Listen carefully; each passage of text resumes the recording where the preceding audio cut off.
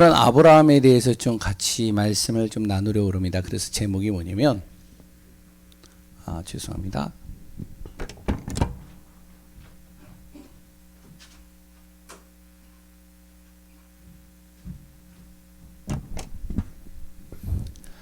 제목이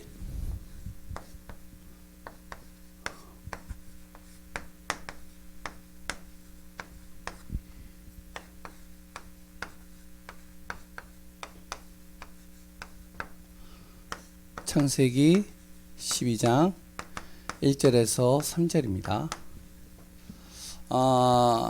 오늘은 아브라함이 받은 복을 가지고 좀 같이 또 말씀을 같이 나누려고 합니다.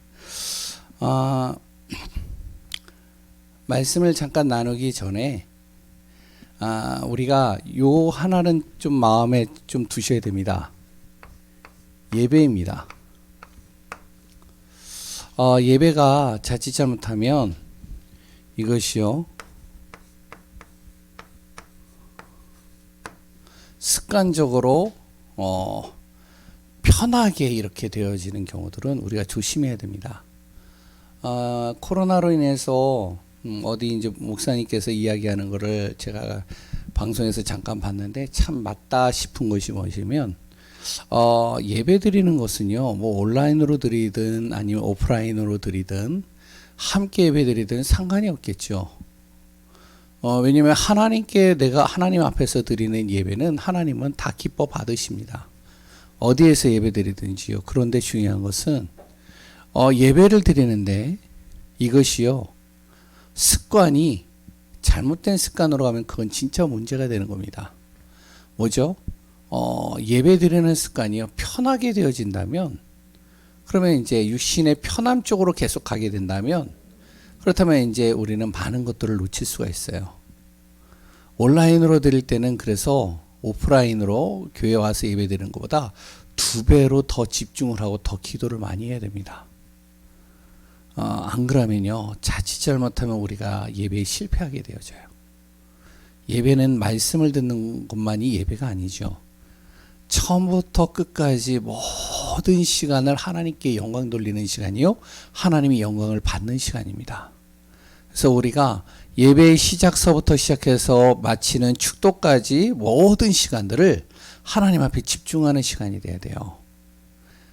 그래서 우리가 이런 부분들은 좀 마음에 두고, 어떠한 순간 속에서도 예배가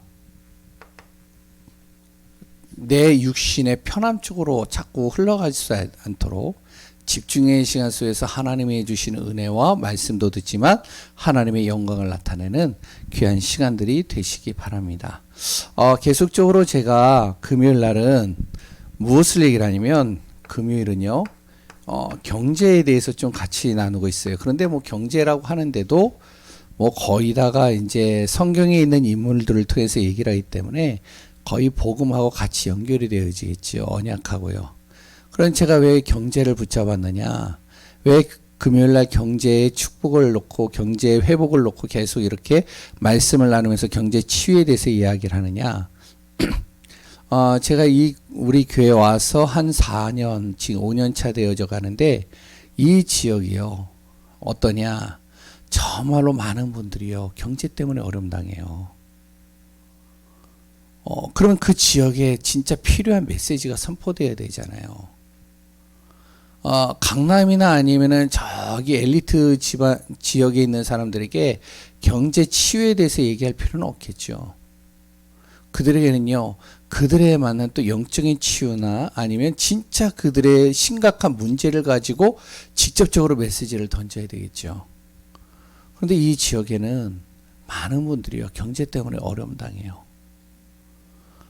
그랬던 그 경제로 인해서요, 가정이 무너지기도 하고요, 또한 그것으로 인해서 개인이 또 무너지기도 하고요, 여러 가지 어려움들을 당하게 되어집니다. 그런 교회가 무엇이 되어져야 되냐? 거기 빛을 발해야 되거든요.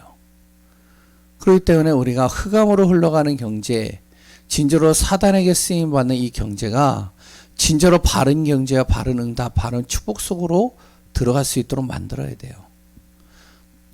우리가 경제 메시지를 들으면서 뭔가 하나님께서 말씀을 통해서 하셨는데 내 경제를 하나님께서 축복하시고 많은 부를 누리겠다. 이런 것이 아닙니다.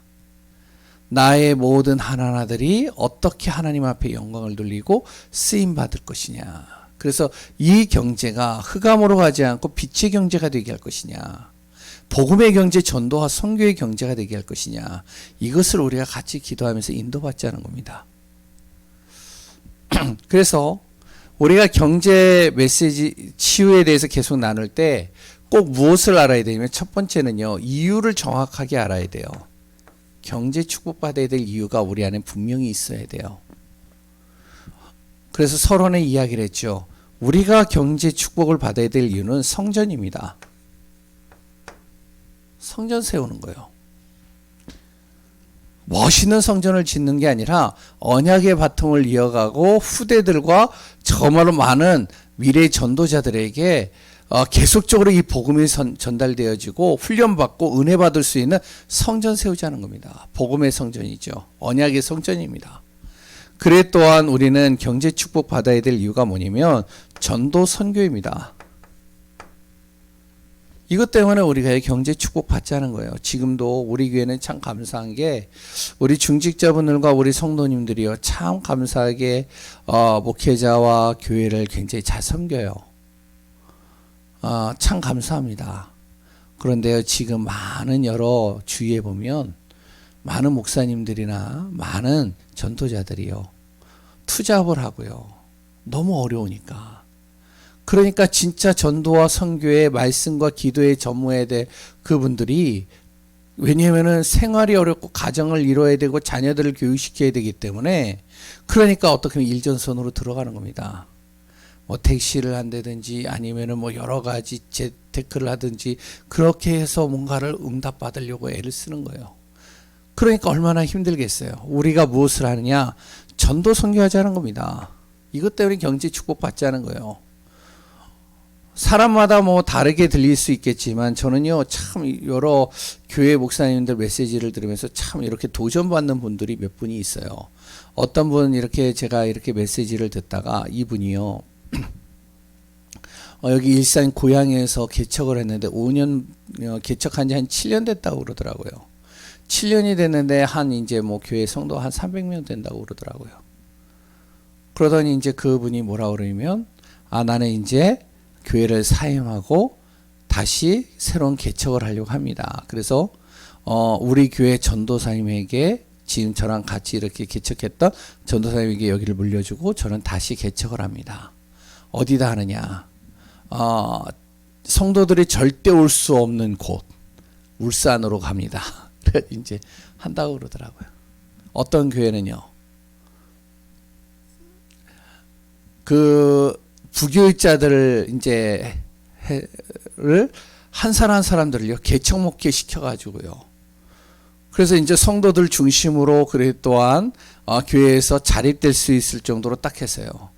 그들이 마음껏 전도하고 선교할 수 있도록 후원하는 겁니다. 나 멋있다 생각을 해요. 참 진짜 바르다 생각되어집니다. 복음이 있다 없다를 떠나서 우리가 진짜 멋있다 생각이 됩니다. 우리는요 복음 가진 우리 교회는요 전도 선교 때문에 우리가 경제 응답 받아야 돼요. 우리는요 또 무엇 때문에요? 렘넌트 살려야 되니까요. 후대 살려야 되기 때문에요 경제 응답 받아야 됩니다. 산업의 응답 받자는 거예요. 그래서 우리가 20가지 전도 전략에서 다섯 미래, 맨 마지막에 다섯 미래에 대해서 얘기를 했을 때 그 중에 제일 먼저가 뭐냐면 산업선교입니다. 산업선교에 응답 받자는 거예요. 헌금 가지고 움직이는 건요 교회 운영 정도밖에 안 돼요. 그럼 어떻게 해야 되냐? 진짜 우리가 산업 응답 받아서 보이지 않게 우리 렘넌트들 돕고 보이지 않게 선교사님들 돕고 그래서 한 가정에 한 선교사를 파송할 수 있을 정도의 그 응답 받자는 겁니다. 두 번째는 뭐죠? 첫 번째는 이유가 있다면 두 번째는요 계획을 세워야 돼요. 근데 이 계획이 세상에서 이야기하는 그런 계획이 아닙니다. 우리는 무슨 계획을 세우냐면 믿음의 계획을 세우는 거예요. 지금 시작을 하고 있는 분들도 있고요. 지금 기도 속에 있는 분들도 있고요. 지금 여러 가지 이제 하시는 분들이, 성도님들이 몇 분이 있는 걸로 제가 알고 있어요. 한번 해보세요. 믿음의 계획을 세워보세요. 예배 계획 세워보시고요. 헌금 계획 세워보시고요. 미리 응답받을 계획을 세워보시는 거예요. 그리고 또한 우리 후대들에게 전달할, 우리 후대들에게 모델이 되어줄 수 있는 계획을 우리가 세워보는 겁니다. 하나님께서는 반드시 우리를 통하여 이 시대와 현장과 후대와 지역을 살리는 응답 속으로 이끌어 가시리라 믿습니다. 우리 교회가 이 지역의 빛이 되는 거예요. 밖에서 볼 때는요, 볼품 없어 보이죠. 무슨 저런 교회가 무슨 경제의 축복을, 경제의 빛을 발해. 저기 큰 교회들이나 좀 멋있는 교회 그런 데서 해야지. 맞습니다. 그런데요, 하나님의 역사는요, 눈에 보여지는 것을 가지고 하는 게 아닙니다. 얼마나 중심을 담고 지속하고 정말 얼마나 믿음 속에서 인도받느냐입니다. 그래서 지금 우리가 계속 나누는 것이 성경 속에서 진짜 응답받았던 사람들을 우리가 한번 확인해 보자. 다른 것으로 말고 성경을, 말씀을 가지고 한번 확인해 보자. 그래서 맨 처음에 아담을 가지고 얘기를 했잖아요. 아담은 이미 하나님께서 미리 세팅을 해놓고 모든 축복을 다 준비해놓고 부른 사람이 바로 아담입니다. 에덴 동산에 다 세팅을 해놨잖아요. 그런데 그 아담이 그걸 다 놓쳐버렸어요. 다 잃어버렸어요. 왜 이렇죠? 하나 놓쳤어요. 하나님의 언약입니다. 노아라는 사람이 있죠. 무드셀라는 사람을 왜 하나님께서 길게 살게 하셨느냐? 노아 때문에. 노아가 그 언약 잡았어요. 그 언약 잡고 그 은혜 속으로 들어갔어요. 수많은 자녀들이 있었고 수많은 사람들이 있었는데 하나도 안 잡았던 그 안에 노아 한 사람이 딱 잡은 겁니다. 노아 가족만 살고 다 죽었어요. 하나님의 은혜를 받았죠. 그 복을 우리가 누리자는 겁니다. 오늘은 누구죠? 아브라함이에요. 그러면 제가 한번 퀴즈를 하나 내볼게요. 아브라함이 살아있을 때 노아가 있었을까요? 없었을까요? 있었을까요? 없었을까요? 예? 노아가 있을 때 아브라함이 태어났을까요? 안 태어났을까요? 제가 이렇게 질문을 하면은 뻔한 거죠. 예? 살아있으니까 얘기를 하겠죠. 예, 살아있었다고 그러더라고요. 한 60년 정도 살았다고 그러더라고요. 정확하게는 제가 좀 다시 따져봐야 되겠는데, 이제 얼추 이렇게 보면은 맞아요. 그게. 그러면 이 아브라함이요, 노아의 이야기를 들었을까요? 안 들었을까요? 노아의 홍수가 그 당시에는요, 엄청난 이슈였습니다. 엄청난 이슈가 되어지고 엄청난 사람들에게 충격이 되어졌기 때문에 이것이요, 계속 전달될 수밖에 없는 거예요. 그러니까 사람들이 거기에서 다시 노아와 같은 그런 홍수가 일어나지 않도록 하기 위해서 우리가 힘을 길러야 돼. 그래서 니무롯이라는 사람이 나왔죠. 그래 또한 우리가 이제 힘을 기르고 용사가 되어지고 정말로 이 홍수나 이런 것들을 우리가 극복할 수 있도록 정말로 우리가 힘을 단결해야 돼. 모아야 돼. 힘을 합쳐야 돼. 그래서 만든 게 바벨탑이죠. 그런데 그것이요, 어떻게 되어졌죠? 하나님이 보실 때는 하나님을 대적하는 형상으로 가게 되는 겁니다. 왜죠? 우리가 저 끝, 하늘 끝까지 높이 그걸 쌓아서 우리가 그것을 정말로 일어나지 않도록 만들어 보자. 하나님께 도전하는 것이죠. 그랬을 때 하나님이 누구를 부르셨느냐? 아브라함이라는 사람을 부르신 거예요. 그래서 첫 번째로는 우리가 아브라함을 AB라고 적겠습니다.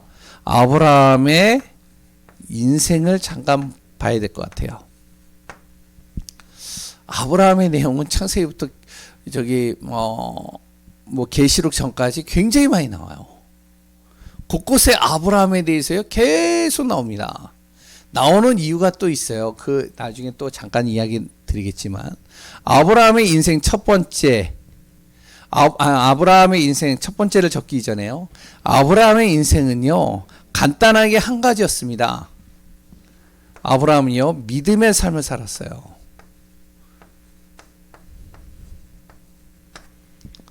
어떤 믿음이냐? 언약의 믿음입니다. 언약적 믿음이에요.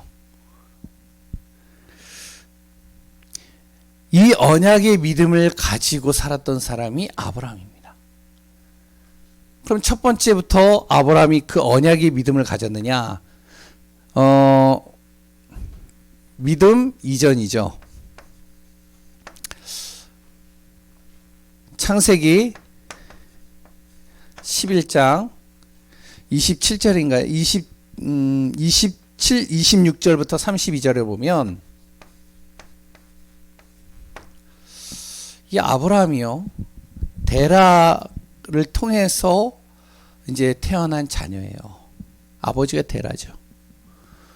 이 데라라는 아버지는요, 갈대아 우르에서 생활을 하다가 이제 그 안에서 여러 가지 일을 하다가 실패를 했어요. 이제 우상도 만드는 일도 해보고 여러 가지를 해봤는데 실패를 한 거예요.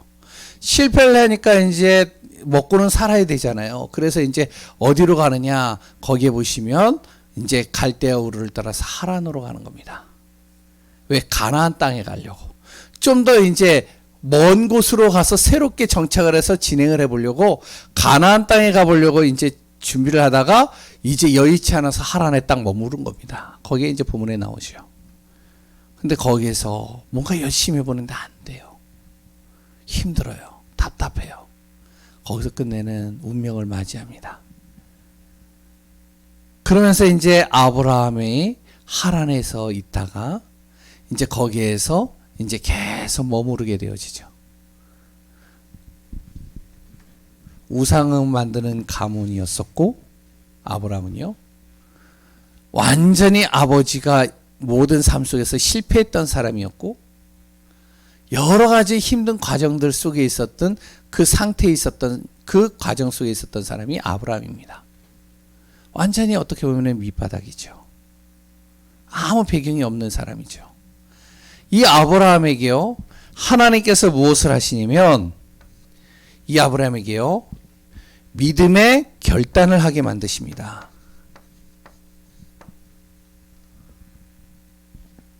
그 결단 속에서 아브라함의 인생이 바뀌기 시작하는 거예요. 우리의 인생이요, 어떻게 되어지냐면 믿음의 결단의 순간이 있어야 됩니다. 어떤 믿음의 결단이요? 언약적 믿음의 결단이 항상 우리 안에 있어야 돼요. 어떤 중요한 선택의 순간이나 어떤 중요한 결정과 어떤 중요한 상황 속에서 내가 무엇을 선택하느냐, 어디에 내가 정말로 발을 내딛느냐, 내가 어디에다 줄을 대느냐, 그거에 따라서 인생이 달라지는 겁니다. 세상도 그렇잖아요. 인생의 줄을 어디에다 대느냐에 따라서 사람이 달라지잖아요. 그러니까 이 아브라함은요, 인생에 있어서의 결단의 순간 속에서 무엇을 택했냐면 믿음을 택한 겁니다. 어떤 믿음을 택했죠? 창세기 12장 1절에서 3절, 하나님께서 아브라함을 부르시죠. 여호와께서 아브라함에게 이르시되 너는 너의 고향과 친척과 아버지의 집을 떠나 내가 네게 지시할 땅으로 가라. 이 말씀을 붙잡고 어떡하냐면 4절에 보니까요, 결단을 하는 거예요. 아브라함이요. 어떻게 결단하죠? 이에 아브라함이 여호와의 말씀을 따라갔고, 그 말씀을 따라서 간 겁니다. 믿음의 결단으로요.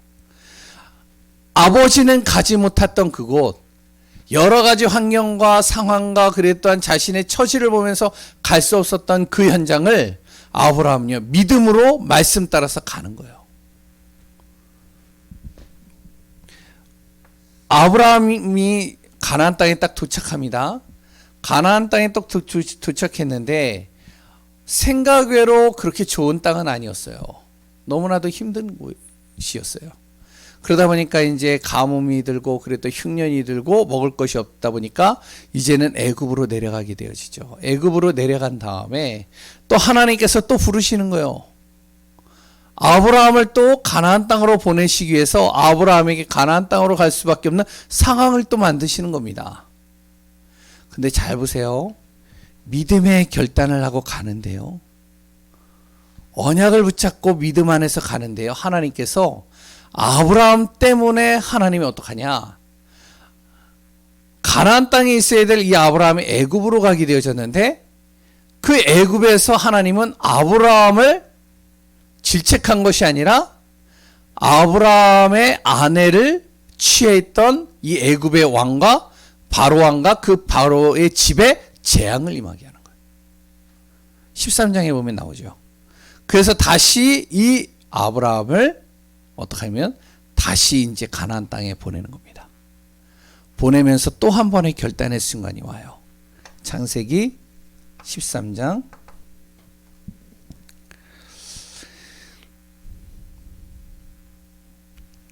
8절에서 18절에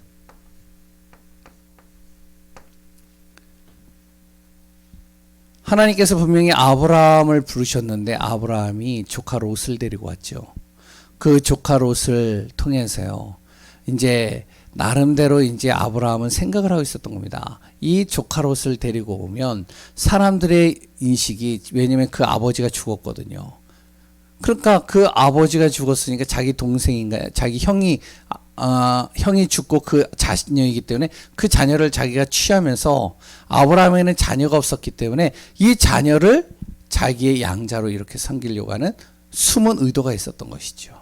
그런데 하나님께서요, 그 아브라함에게 이 조카 롯과의 관계를 끊게 만듭니다. 이때 이 아브라함이 여기서 또 결단을 합니다. 조카 롯을요 버리게 되어지죠. 떠나보내게 되죠. 결국엔 혼자 남는 겁니다. 또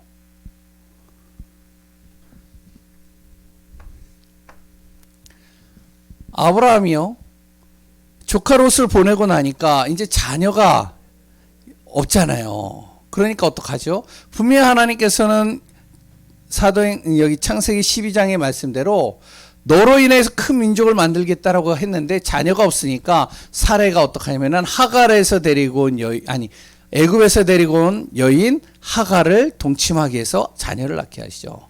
그 이스마엘입니다. 이스마엘을 낳아서 그 이스마엘을 이제는 어떻게 하면은 그 아이를 자기의 자녀로 장자로 이 모든 것을 유업으로 물려주려고 하는데 하나님께서 또 뭐라고 하시냐면 창세기 21장 10절에 그 하갈이 낳은 이스마엘도 아니니까 그 이스마엘도 떠나 보내는 거예요. 자기 자녀를 보내라는 거예요. 어떻게 하겠어요? 하나님의 말씀인데요. 그러니까 이 아브라함이 어떡하냐면 그 하갈과 그리고 또 이스마엘을 떠나 보내는 겁니다. 믿음의 결단을 또 하죠. 하나님의 말씀대로요. 잘 보세요. 그러고 나서 보내고 나서 하나님께서 이제 100세에 자기 자녀 이삭을 낳게 하셨어요. 그것도 경수가 끊어져 있고 아기를 낳을 수 없는 그 상황 속에서 하나님께서 자녀를 얻게 하셔서 그 자녀를 이삭으로 이름을 짓게 하시죠. 하나님이 우리를 웃게 하셨다는 뜻을 가지고 있죠. 근데 그 이삭을 또 어떡하냐면 창세기 22장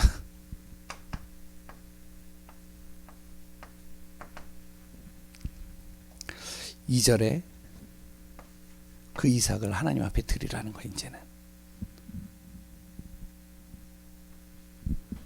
롯을 떠나보내게 하고 이스마엘도 떠나보내게 하고 이제는 하나님께서 나에게 이삭을 하나님께서 사라를 통해서 이삭을 주셨는데 이제는 이 아이를 통해서 큰 민족을 이루게 하겠다는데 또 그 아이마저 어떻게 하라고요?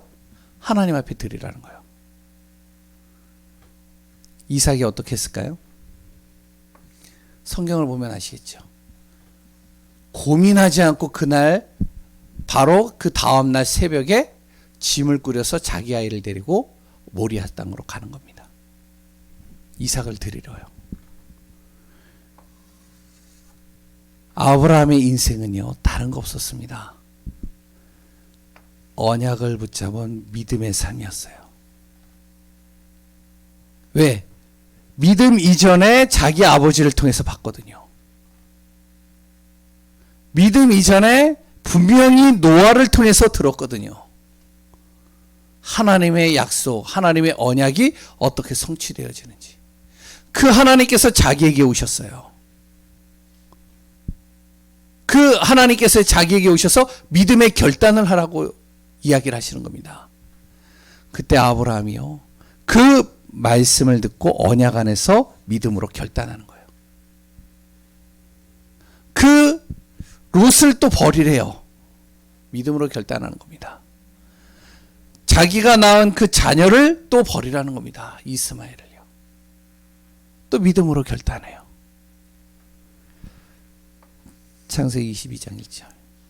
사라를 통해서 자녀를 주신다라고 했는데 그 자녀까지도 버리라는 거예요. 또 그걸 또요, 언약 안에서 믿음으로 결단하는 겁니다. 왜 그러죠? 히브리서 11장 19절에 보면 분명히 하나님께서 사라를 통해서 이 아이를 주시겠다라고 약속을 했는데 그 자녀를 하나님께서 주셨다면, 그렇다면 이 아이를 살리실 것도 하나님이시다. 죽은 자를 살릴 수 있는 분도 하나님이시기 때문에 그 믿음을 가지고 결단하는 겁니다. 아브라함이. 세 번째, 믿음의 결단 이후 어떻게 됐을까요? 언약적 믿음의 그 결단 이후에요. 창세기 24장 1절에 보시면 거기에 이렇게 나오죠. 바로 하나님께서 이 아브라함이 나이가 늙어서 이제 거의 이제 죽음에 가까워 이르렀을 때 하나님이 뭐라고 그러시면 바로 이 아브라함에게 범사의 복을 더하여 주셨더라. 이렇게 나옵니다. 하나님께서 아브라함의 모든 인생을 어떻게 하냐면은 복이 되게 만드신 거예요. 어느 정도로 하셨느냐? 야고보서 2장 23절에 보면 단순하게요, 세상의 복이 아니라 어떤 복을 주셨냐면 바로 거기에 보니까요, 하나님의 벗이 되어지도록 칭함을 받도록 만든 겁니다. 하나님께서 직접 자기에게 하나님의 벗이라고 할 정도로 아브라함을 높여주신 거예요. 그 위에도 여러 가지가 나오겠죠. 아브라함의 인생은요, 다른 거 없습니다. 믿음의 결단을 하는 믿음의 삶입니다. 언약적 믿음의 삶을 살았는데 하나님은 아브라함의 모든 가는 발걸음 속에 하나님은 그의 손을 붙잡아 주시고 그의 모든 인생을 이끌어 주셨어요. 어떻게 이끌어 주셨느냐? 아브라함이 받은 복입니다. 우리가 잘 알고 있는 내용이죠. 그 첫 번째가 뭐냐면 창세기 12장 1절에서 3절을 가지고만 보더라도 우리가 잘 알고 있는 아브라함이 받은 복은 언약적 복입니다.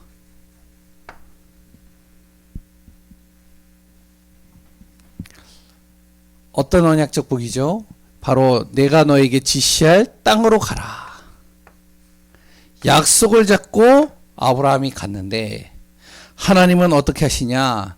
그 말씀 따라 12장 4절을 통해서 가게 하셨는데 그 아브라함을 하나님은 언약의 증인으로, 언약의 조상으로 하나님이 세우셨죠. 두 번째요. 내가 너로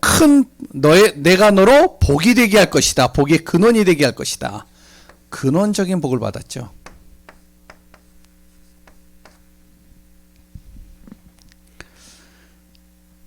창세기 17장 5절에 보면 어떻게 하셨냐면 하나님께서 아브라함을요, 원래 아브라함의 이름이 아브람이잖아요. 근데 그 아브라함의 이름을 아브라함이라 하리라. 뭐죠? 여러 민족의 아버지가 되게 할 것이다. 그 아브라함을 하나님께서 어떻게 하셨냐면 내가 너로 큰 민족을 이루게 할 것이다. 대표적인 복을 주셨죠. 너로 인해.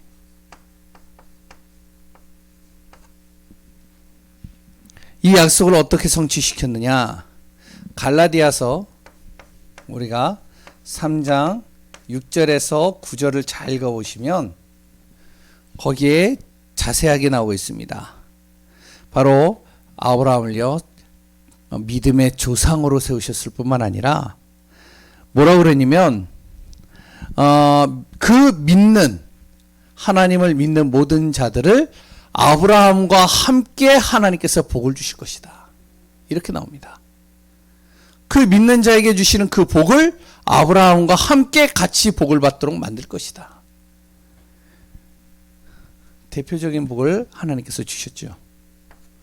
네 번째입니다. 거기에 보면 내 후손으로 말미암아 기념비적인 복을 주셨죠.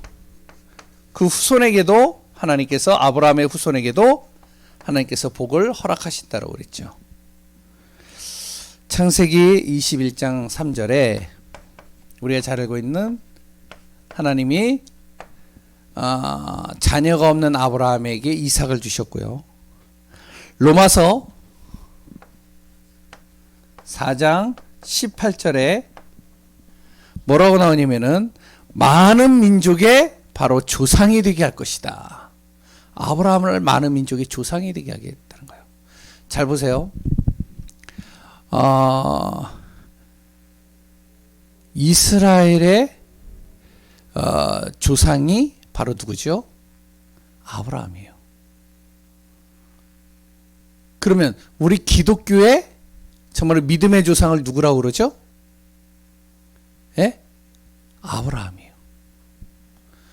모슬렘의 뿌리가 어디에서 나왔죠? 이스마엘입니다. 이스마엘의 아버지가 누구죠?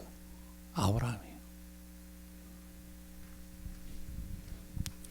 여러 민족의 내가 너를 아버지가 그러니까 조상이 되게 할 것이다. 말씀대로 그대로 성취시켜 가시는 것이죠. 다섯 번째, 내가 너를 능히 누구도 너를 능히 당할 자가 없게 할 것이다. 불가항력적인 하나님께서 복을 주셨죠.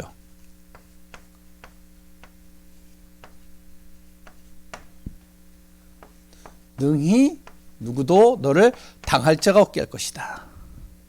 하나님께서는요 창세기 12장 1절에서 3절에 아브라함에게 약속을 주신 그 복을 어떻게 하시면 그의 모든 삶과 그 후손과 그 모든 가는 발걸음 속에 그대로 성취시켜 가셨습니다. 지금까지도 그 말씀을 성취해 가셔요. 그럼 불가항력적인 응답을 하나님이 어떻게 하셨느냐? 창세기 18장 8절에 뭐라고 나오면 거기에 보면요 하나님께서 아브라함을 통해서 강대한 나라가 되게 할 것이다. 모든 나라보다 가장 강한 나라로 하나님께서 만들 것이다. 그게 이스라엘이잖아요. 뿐만 아니라 창세기 13장에 잘 읽어보시면 아시듯이 아브라함이요 가나안 땅에 간 지 얼마 안 되어졌는데 그런데 자기 조카 롯이요 소돔으로 가게 됐어요. 그 소돔과 고모라 그 왕이요 그 당시에 어떤 일이 생겼느냐면 그달로 발음도 헷갈려요 이게 그돌라 오멜이라는 왕이 있는데 거기에서 가나안 땅에서 가장 강한 왕이에요. 이 왕을 중심으로 하나의 이제 세력이 형성이 되어졌는데 소돔과 고모라의 이 왕이 반역을 한 거예요. 대항을 한 거예요. 어떻게 되어졌죠? 이 그돌라오멜 왕이 몇 나라와 이렇게 좀 연합을 해서 완전히 초토화시켜 버리는 겁니다. 그 소돔과 고모라에 누가 있었죠? 소돔에요? 바로 롯이 있었잖아요. 끝내는 완전히 패배하게 되니까 소돔에 있는 모든 백성들과 거기에 있는 재물들을 다 빼앗기게 된 거예요. 거기에 누구도 있었냐? 롯도 있었던 거예요. 그래서 롯이 포로로 끌려가고요. 롯이 어떻게 되면은 롯의 모든 재물들이 다 빼앗긴 겁니다. 이걸 누가 들었죠? 그걸요 아브라함이 들었어요. 생각해 보세요. 아브라함이 가나안 땅에 간 지 얼마 안 됐어요.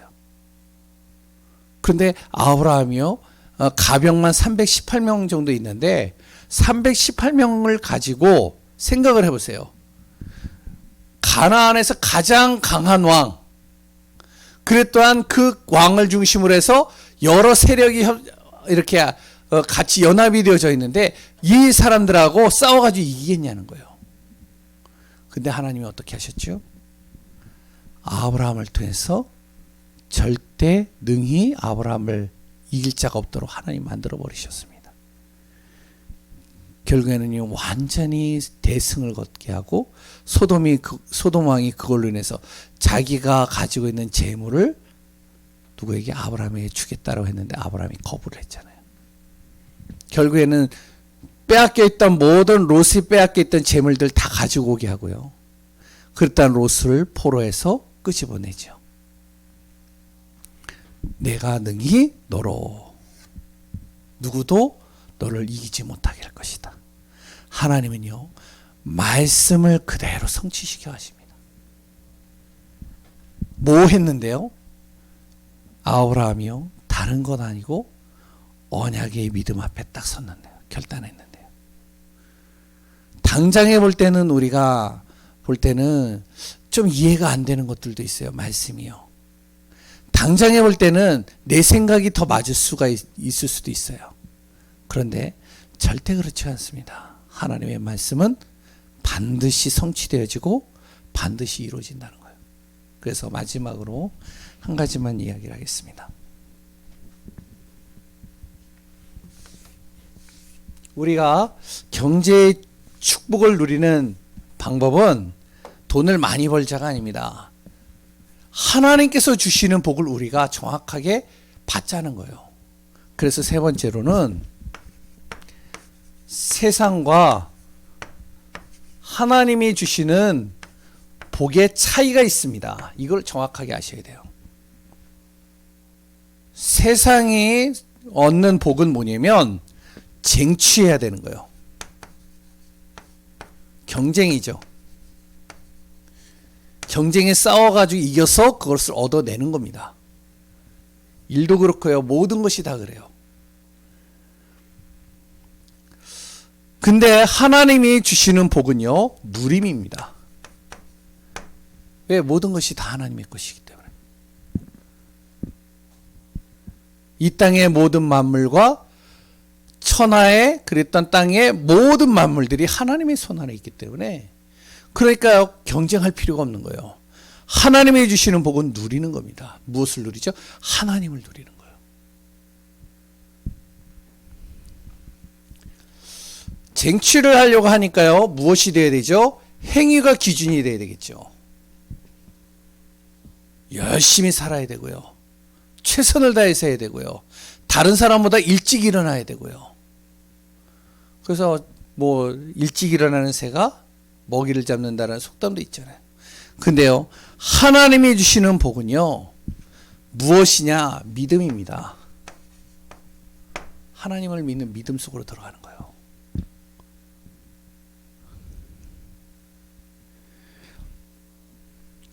세상의 복은요. 육신적인 겁니다. 이거 이상을 뛰어넘을 수가 없어요. 보여지는 육신적인 거죠. 그러나 하나님이 주시는 복은요. 뭐냐면 영적인 것과 정신과 육신의 복입니다. 이 세 가지를 동시에 주시는 복이에요. 우리는 무엇을 얻어야 되냐? 하나님이 주시는 복을 누려야 돼요.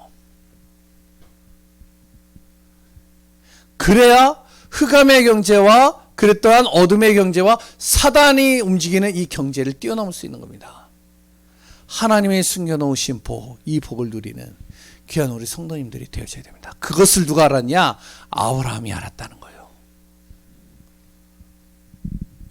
아브라함이요, 정말로 보잘것없는 이 아브라함이 하나님께서 자기에게 찾아오셨을 때 그때 무엇을 딱 잡았냐면 노아를 통해서 하신 그 이야기를 들었고, 그래 또한 하나님께서 분명히 말씀을 성취하신다는 사실을 알고 있었기 때문에 그 말씀의 언약을 잡고 믿음으로 결단하는 겁니다. 이해가 안 되죠. 왜 자녀가 없는데 큰 민족을 허락하시겠다는데, 지금 아무 보잘것이 없는데 너로 능히 정말로 대적할 자가 없도록 만들 것이다. 너를 축복하는 자를 내가 축복할 것이고 너를 저주하는 자를 내가 저주할 것이다. 이해가 안 되죠, 그 말이. 근데 아브라함이요, 그걸 믿음으로 결단해 버렸어요.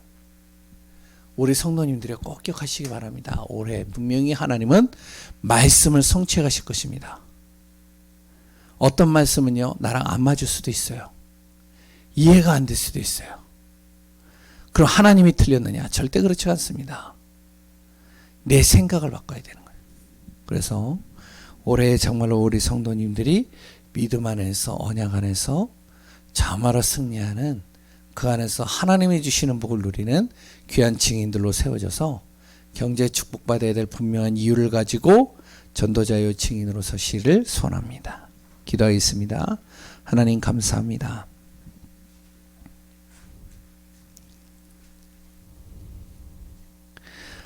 하나님의 뜻과 계획 속에서 우리를 인도하여 주시고 성경을 통해서 하나님께서 주시는 복을 하나하나 확인하는 가운데 있습니다.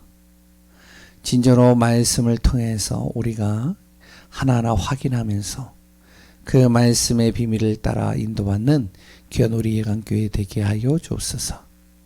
경제 때문에 어려움 당하고 여러 가지 힘든 시간들을 보내는 성도님들과 또한 모든 한 사람 한 사람들에게 하나님의 동일한 은혜를 허락하여 주시고 우리가 정확한 하나님의 계획을 따라 최고의 축복의 대열 속에 머무는 귀한 분들 될 수 있도록 인도하여 주옵소서.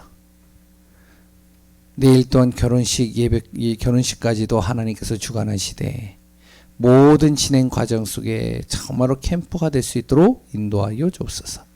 살아계신 예수 그리스도의 이름으로 기도합니다. 아멘.